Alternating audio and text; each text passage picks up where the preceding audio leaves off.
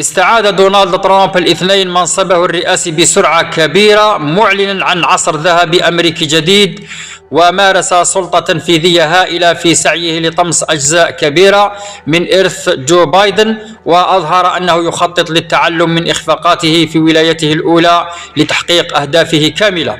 وخلال المؤتمر الصحفي الذي عقده في المكتب البيضاوي تخلى عن السياسة الخارجية بسرعة، أكد ما تردد على نطاق واسع من مطالبة أعضاء حلف شمال الأطلسي بمضاعفة إنفاقهم الدفاعي إلى 5% من الناتج المحلي الإجمالي، وهذا أمر مستحيل بالنسبة للحلفاء الغارقين في مشاكل اقتصادية ويحاولون تمويل دول الرفاهية الواسعة، وربما يكون هذا أسلوبا للمساومة. وصعد كذلك ترامب حربه الكلامية بشأن قناة باناما قائلا أن الولايات المتحدة الأمريكية قدمت هدية حمقاء عندما تنازلت عن السيادة على الممر المائي الحيوي، وزعم كذلك أن الصين تدير قناة باناما وأمريكا لم تعطيها للصين، لقد أعطتها لباناما وسنستعيدها على حد زعمه. كما صنف كذلك عصابات المخدرات المكسيكية على أنها منظمات إرهابية أجنبية،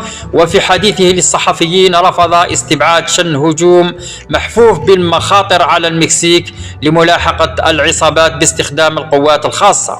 كما حاول كذلك ترامب أيضا بدء حرب مزايدة على أول زيارة خارجية له، قائلا أنه إذا أنفقت المملكة العربية السعودية 500 مليار دولار على البضائع الأمريكية فقد تكون على رأس القائمة. وفي خطوة مثيرة للجدل كثف ترامب الضغوط على الرئيس الروسي فلاديمير بوتين للتوصل إلى اتفاق سلام في أوكرانيا، قائلا إن الحرب لا تجعله يبدو في حالة جيدة للغاية.